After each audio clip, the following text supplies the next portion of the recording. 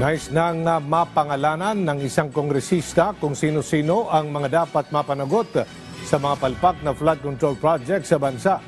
At kasabay niyan, pabor naman ng Kamara sa mga hakbang ng administrasyon hinggil dito. Si Mela Lesmora sa sentro ng balita live. Aljo, suportado ng isang kongresista ang mga hakbang ng administrasyon para matukoy na kung sino ang mga sangkot dito sa ilang umano'y maanumalyang flood control projects sa bansa. Pagdating naman nga sa pambansang pondo, tinayak ng Kamara, natututukan nilang itong mabuti para hindi na maulit ang mga ganitong problema.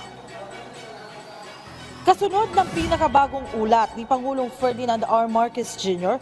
ukol sa flood control projects ng gobyerno, iginiiti kamanggagawa Party List Representative Eli San Fernando na suportado nila ang mga hakbang ng administrasyon, gayon din ng Kamara para mapanagot na ang mga nagkasala sa umano'y anomalya sa ilang flood control projects sa bansa. Anya, may mga kongresistang idinadawit dito at para mabigyang linaw na ang issue, dapat ay matukoy na rin kung sino ato kung meron talaga. Kaban ng bayan ang pinag-uusapan dito kaya't sa lalong madaling panahon, dapat anyang mawakasan na ang problema. Kaisa kami ng Pangulo patungkol dito sa pagpapanagot sa mga flood control projects na siya mismo nagsabi na palpak. At kaisa rin kami sa 20th Congress sa paghahanap ng accountability.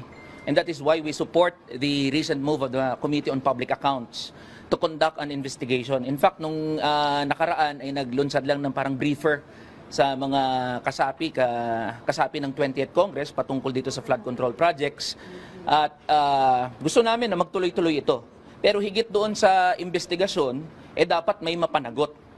Alam nyo, kaliwat kanan na lumilipad yung sinasabing may mga congressman daw na sangkot dito sa flood control projects. Sa mga nagsasabi nun, nais namin na malaman sino ba talaga itong mga congressman na ito.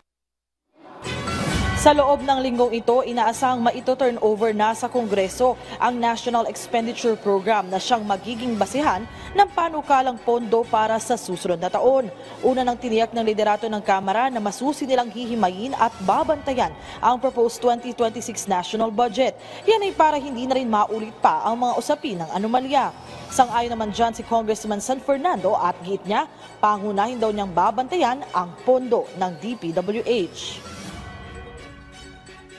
At titiyakin natin na bawat pondo na inilalagak sa mga ahensya ng gobyerno, gagawin ng Kongreso ang kanyang trabaho.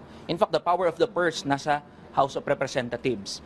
At dapat gawin ng Kongreso ang kanyang trabaho para tiyakin yung transparency and accountability sa bawat piso na inilalagak dito sa mga ahensya ng gobyerno. Sir, DPWH yung mainly bang babantayan niyo sa budget season?